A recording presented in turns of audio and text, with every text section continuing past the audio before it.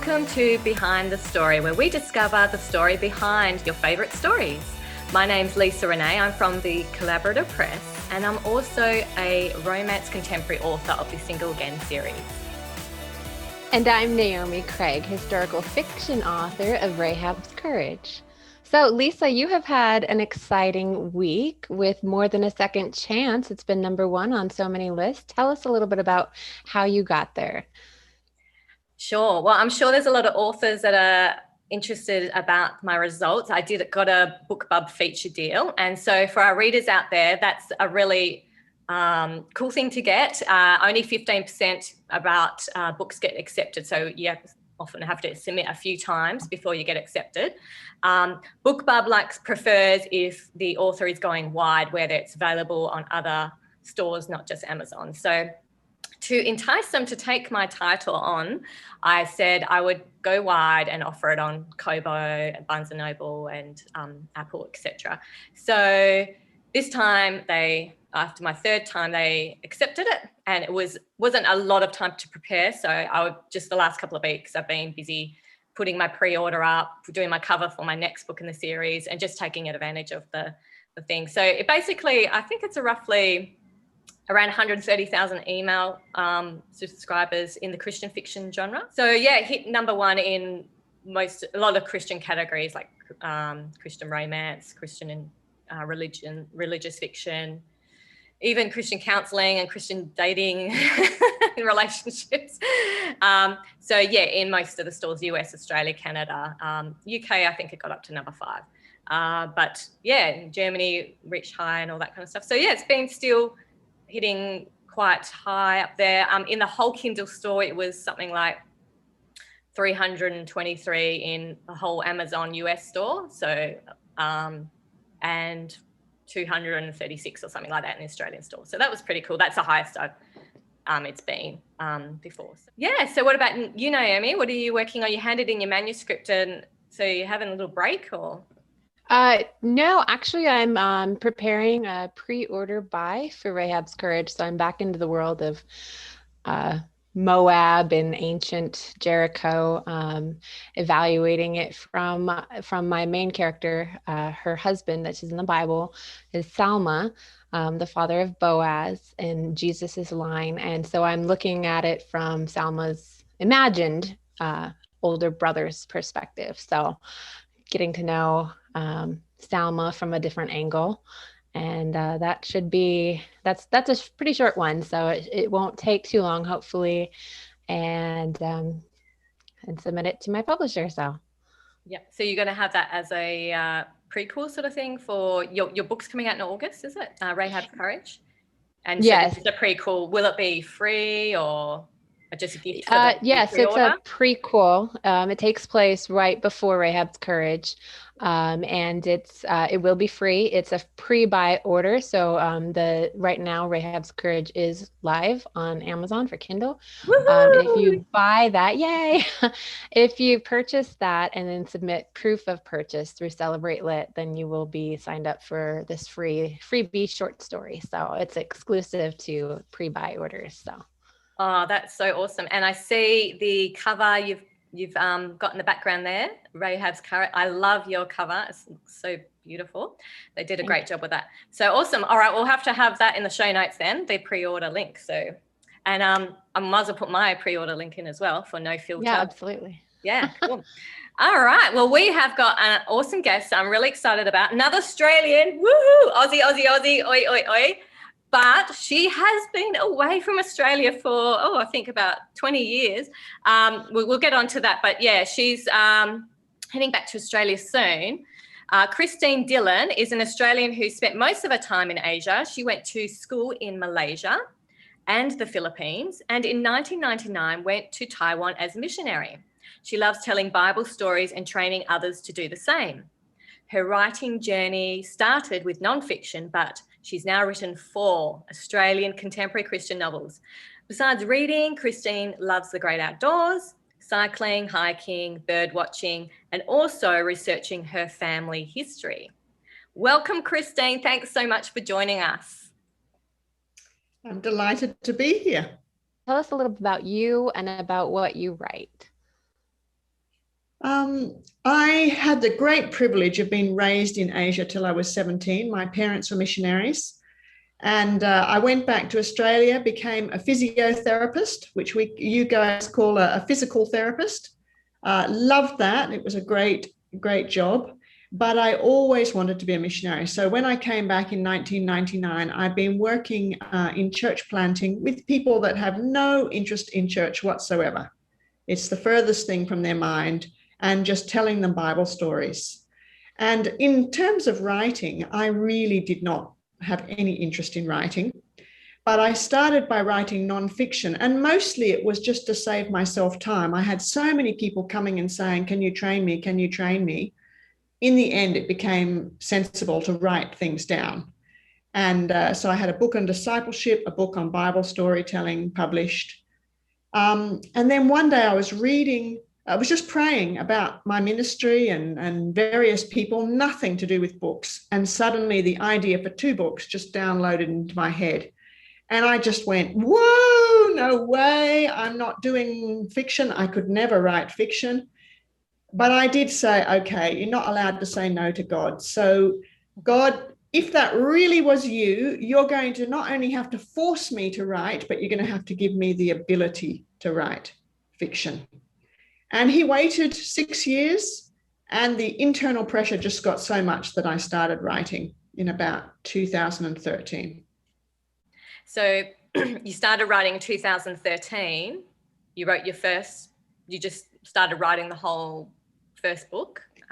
I started actually, because I'm a Bible storyteller, I started with writing some Christian biblical fiction practice novels to get the idea of dialogue, because the story is already there.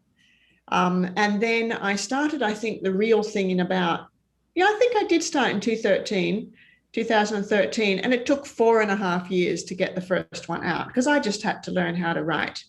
But after that, I've done 1 a year. So there's 4 out, and the 5th one should be out in about 1.5 months. Awesome. Yeah, that's a common thing I hear, is the first one is like your training and is the most work. You've got to rework it, edit. Yeah, painful, but it's like a course, a course in writing, isn't it? A crash course. So, I'm the same. I think mine took 18 months. Yeah, and even now, just recently, I've just revised it and upgraded it a bit, to my current style of writing. So, but sometimes you just got to leave it alone. That's when it's done. Move on. So, other than writing and reading, and obviously you're working as a missionary, what's your favourite hobbies and activities? I swim, I cycle, but I managed to combine cycling and bird watching, because I live in an area that's a transition area, migration area for water birds. So that's been fun. That's been a new thing, and it slows me down and forces me to rest a little bit. And I like photographing them. So yeah, it's photography as well. So lots of different interests, really. What exactly are you doing with your mission group? It's with training people as with Bible stories, but tell us a little bit more about that. So one part is telling Bible stories to people in the market, on the streets, small business owners. So with people that have never heard the name of Abraham or Moses, know absolutely nothing. And that's great, because when you get to the crucifixion story, you can see their face. If they're really into it, they're going, because they think that's the end of the story. So it's really exciting to be with people like that. And then I also train other missionaries and Taiwanese locals in Bible storytelling. So I do a lot of training. Also beginning to train my mission colleagues in writing. So we're doing a course, in a few weeks, we start a course again. That's fantastic. I love hearing all those stories, and you're making such a difference too with those people and planting seeds, and God's just really going to use that. So that's really amazing. What inspired you to start writing when you actually got around to it those 6 years later? How did you finally get it honed in onto getting it to the publication? Well, I was reading Francine Rivers, the Sons of Encouragement series, which is about Christian men in the Bible. And as I was reading, literally the words came into my head. That's how you write a novel. You write a biblical, you're a Bible storyteller, you write a biblical one and you practice, and then you'll be able to write the other one. And so I literally sat down at someone's, I was in the Philippines at the time, training other people. I sat down, I just started writing. Yes, and like Lisa said, it is like a university course, learning to write, learning to market, learning to do business. I'm hopeless at all of these things. And I really feel like it's like 3 or 4 concurrent university degrees. But it got there, and I'm praying the whole way, and at every stage, God would provide the person to help me. So I'd say, look, I don't know if it's any good. Lord, I need some people to read it. Who would be suitable? And I'd go through my prayer partners list, and then I'd ask a few people, and they'd give me helpful feedback and so on. But at every stage, I either met someone who could help me or was directed eventually to some editors. And the first time I turned it in, she wrote back a long letter and said, this is not ready for me yet. And I thought I was publishing in about 4 months' time. So, I think I'm all ready. And she said, no, this is not even ready for me yet. And I said, well, how long will it take? She said, at least 6 months of hard work. These are all the things. And she basically gave me another crash writing course. And so, yeah, she was right. It took another 15 months from when she said that. So you chose to set your books in Australia. Now, if it's sort of going against the grain a bit of, what the market wants, there's a lot of, you've got a lot of United States readers and that kind of stuff. And Australia doesn't have a huge market. So you chose Australian setting, Australian characters. So as an indie author, you sort of get to do what you want sort of thing. But how did that go? Have you gone with that, like going for the Australian setting? Well, to me, I never even considered a US setting, although I went to an American high school, so I could have perfectly well written one. As someone that's completely international and believes that God's kingdom is everywhere, I'm actually surprised I wrote about Australia. I would have assumed that God would want me to do Asia, but it is not the market that is my boss. I mean, Jesus is the boss, and if he tells me to write an Australian story, I write an Australian story. And I thought I was writing a standalone novel. And it was my second editor who, that's a long story why I needed a second one. It just sort of, again, came about, coincidence, God working it out. And she said at the end of her editing, I think this is 1.5 books, not 2. And it just freaked me out because I had to chop off what I considered the best third of the book and rewrite the ending of the first book. And I had a vague idea for a second book at that stage, but it ended up that the last third of my book became parts of 3 books. And so I hadn't intended to write a series, but in terms of the market, it's a great thing to write a series. And I had also not intended to be indie. I'd already been published twice traditionally for nonfiction. I just thought that was the way you went. I thought indie publishing was vanity publishing. I just didn't really know. But thankfully for me, I got rejected by the agents I applied for. And I'm so grateful because I love indie publishing. And I already had a pretty big knowledge. And by now I've got a lot of knowledge because of traditional big press, small press, indie. So I'm so glad I'm an indie author. Yeah, definitely. I'll just tell Naomi, fill her in, that Christine has been really helpful to a lot of us Australian authors, but she's someone who shares what she's learned. So, I've picked her brains a few times now and then. I'll get on message, ask her a question. She's got a great thing. She did audiobooks. She recorded it herself, and then she's got on her website how she did an article and I read that, and that was very helpful. So that's what I love about the Christian market and the Christian authors. We're not competing because it's people like reading books all week. There's lots of people that read lots of books. So it's not like they're going to read your 3 little books that you have. There's a big market, and we share what we know, and we encourage each other, and we cheer each other on. So Christine's definitely very good with a lot of authors and our Australasian authors. So it's been really great, Christine. Thank you for sharing your knowledge with us in your journey. the other thing I thought was really awesome about your series, like you really challenged the contemporary church, you know, through showing, not preaching about it, like you guys are doing it wrong this way.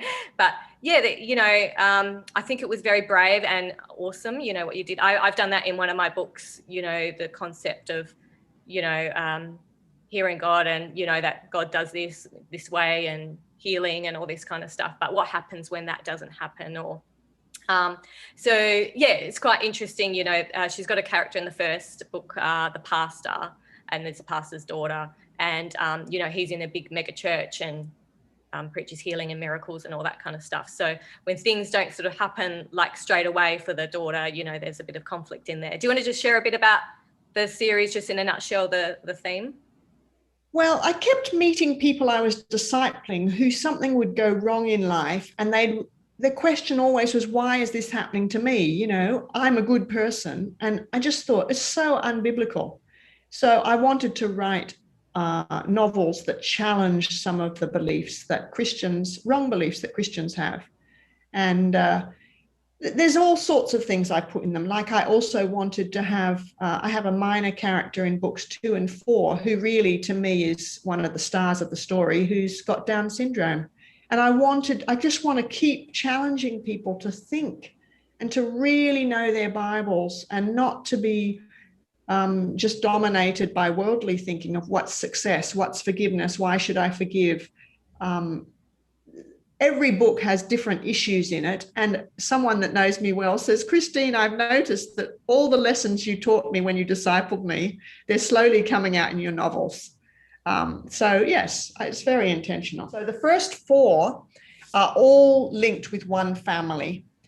And then the 5th and the 6th, which should be the end of the series, they are spin-offs from the impact of the life of one of the characters. So what is your favorite part of the writing process and your least favorite? My least favorite is writing it. I like the planning. I like the research. I like the very end of the editing, when it's the polish. So my favorite bit of the editing is when you read it out loud and you let your ear edit, because your ear can actually pick up when the rhythm of the sentence is incorrect. It jars on you. So that's my favorite bit, the very, very last, just before you publish it. Wonderful.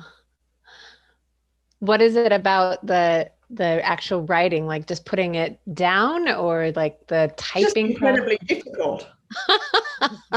And, you know, I've got so much of another life that, you know, it's a huge discipline to do it. What I basically do is I start by trying to write, I make myself write 500 words a day, and then I have a half day of writing on Saturday. But gradually, as I sort of work up the fitness, I then increase it to 1,000 as because you can write 1,000 if you're really ready and prepared. You can write 1,000 in about 45 minutes. So anyway, I just force myself to do it. It gets there. Well, that's great. And I think that's a good advice as well. Just, you know, 500 words as your goal, or, you know, 200 words, just start getting in the rhythm of doing it each day, making it. And then you'll find, I did 1,000 today. Oh, I did 2,000. And I use Scrivener. I use Scrivener. So it's got this wonderful sort of thermometer thing that you set 500 and you can see it changing color as it goes up, as you get up. So it's very motivating. Oh, cool. So I've said lots about your book myself, but what would you like your readers to say about your books? Obviously, you've been out there for a while, you've got some great feedback, but what's your goal and your passion, what you really love to hear from your readers? I just want them to love Jesus more and say, these books made me pursue Jesus more strongly, or changed the way I thought about things. So my very favorite reviews are the ones that tell me how it impacted them spiritually. That's excellent advice too, because I think people are hesitant to leave reviews, because how can I come back after such a wonderful book? You've crafted such an amazing job with all your words. How can my words be adequate? So I think that's really helpful for people to know, and reviews really help the authors. So it doesn't have to be big, just how this book impacted your life, and it's going to make an author's day for sure. We did have the opportunity to ask some readers, and it was really a quick turnaround for our interview. Thank you for joining us on such short notice. But Shatona wants to know, I think you said once you had 6 books in the Grace series. What do you have planned next for your next series? And will it be similar to Grace but with faith or hope or something? Or will it be totally different? I think I'm going to swap genre. The only thing I've got in my mind at the moment is to write biblical fiction. Because of my storytelling background, but I have a set in mind, but I don't know if I want to reveal it yet. The concept of it, I mean, the basic concept is that I want to look at the pagan peoples that were impacted by the good news, Old Testament pagan peoples, so Abimelech and people like that. Cool. Well, that'd be wonderful, because I want a missions focus. You know, God has always been at looking at the nations. So I actually don't want to do Israelite stories.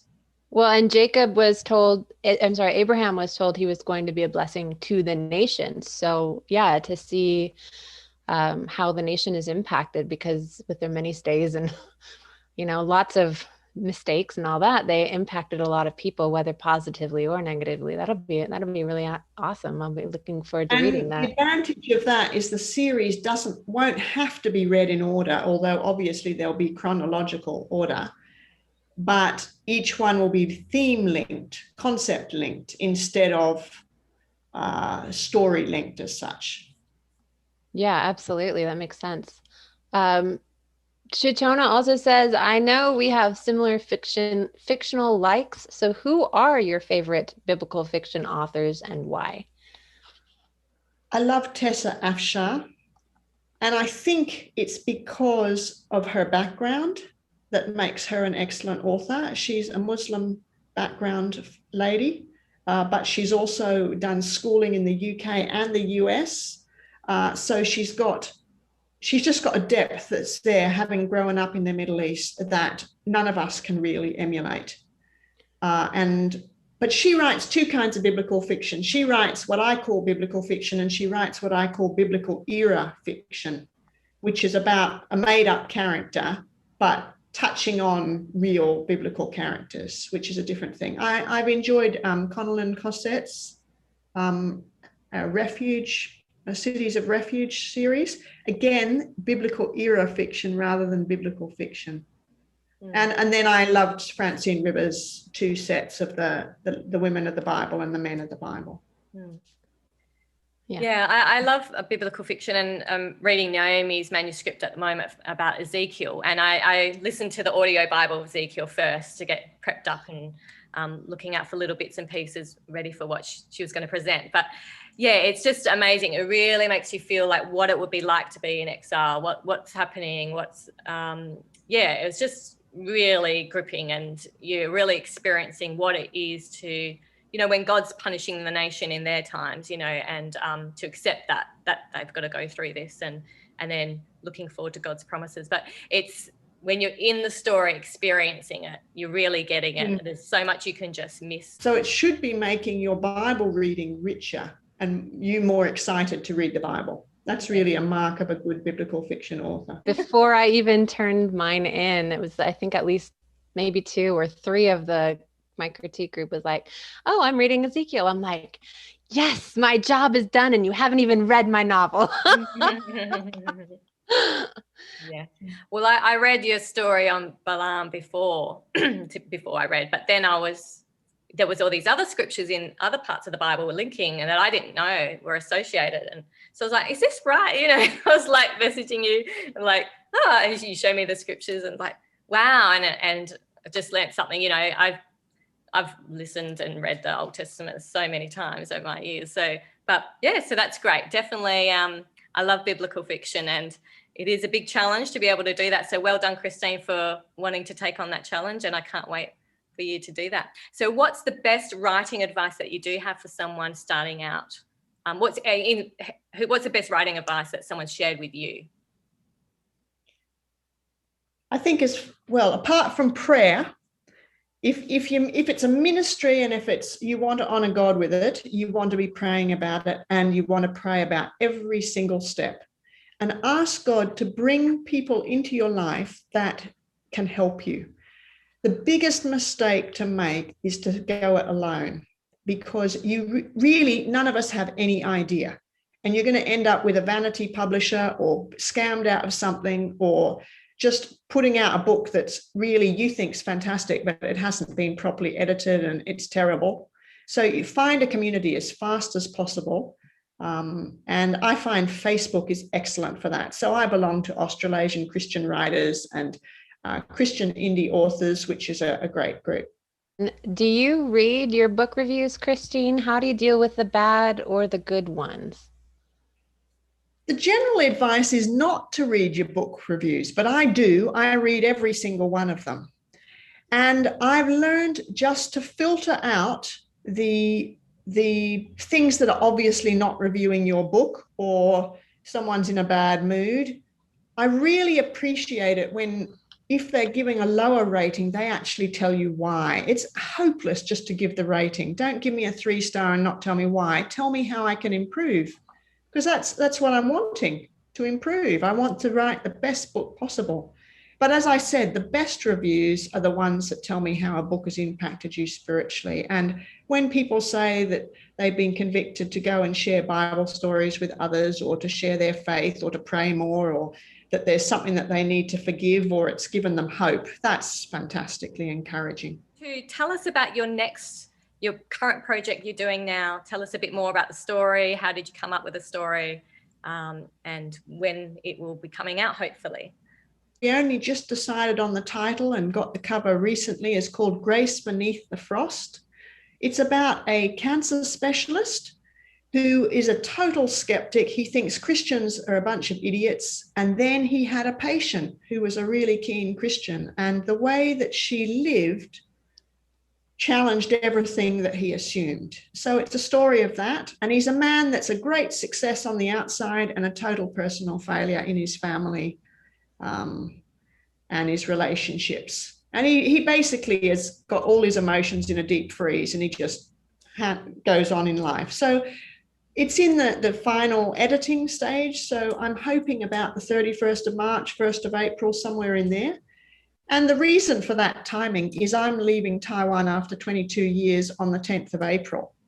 So I'm trying to get it out before I leave, before I go into major transition, and also so that I can pay for my first print run, because I do print runs of about 500, and I want to pay for it in Taiwan, and it's sent from here.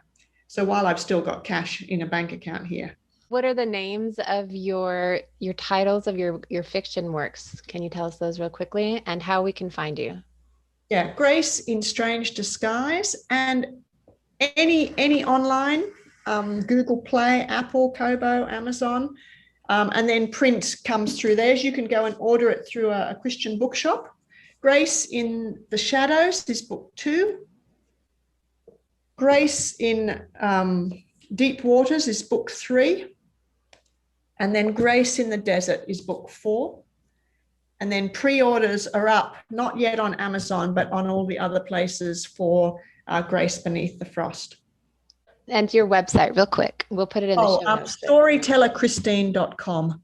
I couldn't bear to have my name as the title. Fantastic. So Christine is offering a giveaway for our viewers today, an audio book of your choice of either book 1 or 2. So if you've already listened to 1, maybe you want to go on to 2. I have listened to a sample. You can listen to a sample online as well before you purchase. So we'll have a King Sumo link, and on the show notes of our next episode will be the winner, and Christine will link up with you and send that to you. Christine, thank you so much for joining us today. It was a blessing to hear about what the Lord's doing with you and your work. Yes, it was wonderful to be here. I love doing these kind of interviews. Fantastic. And it's good to have another Australian on the show. I squeeze in a few Australians here and there. Also, thanks for joining us today. We've also got a free Navilia, Naomi and I, the hosts. We'll have our link. I have the Act 1 of Polarized Love. And Naomi? My biblical fiction novella, On Desolate Heights, about Balaam or Balaam and his talking donkey, is free for download. Well, thanks for tuning in to Behind the Story for this episode. Until next time, let us run with endurance the race set before us, looking unto Jesus, the author and finisher of our faith. God bless. So thank you again for joining us today on Behind the Story with Naomi and Lisa.